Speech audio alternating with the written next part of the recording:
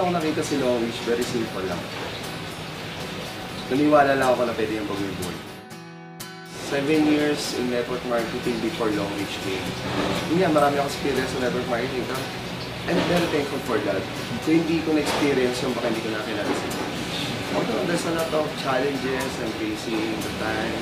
Even though what happened to me, I'm doing network marketing at Long Reach is a giant company, 28 years in manufacturing industry sa China. And sobrang namin sa kasi mga kilalang brands na nakikita mo sa mall, mga kilalang brands na nakikita mo sa mga TV ads, si Long Reach pa lang gumagawa. Kaya sobrang ako na-amazing regards to quality, and the credibility, and the stability. Ngayon, 6 countries na narating ko because of Long Reach. Kasi because of the products, it's for international talaga, hindi siya pang-local lang. First na napunta ako, syempre, Long Reach HQ sa China. Sobrang amazed ako doon. And first time ko sumakay sa aeroplano na international, yung 3 hours na sabi ko, sarap. Nakaka-excite isipin ha, 5 years from now. Ang dami kong matutulungan. Tutulungan ko yung pamilya ko. Sobra. Hindi lang yung sarili ko. Kasi ako nagtatrabaho ko, for just myself.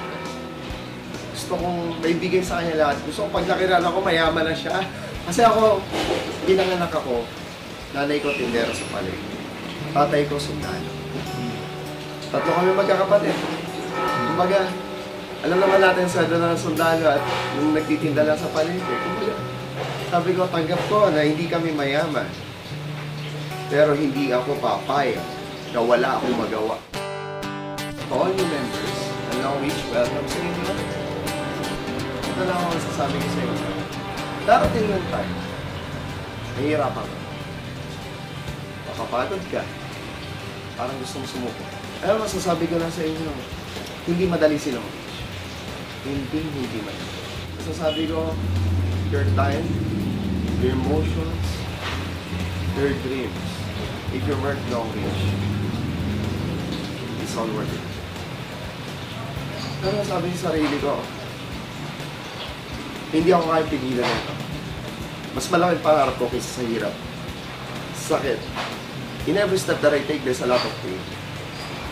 But that pain doesn't stop me to get the life that I want.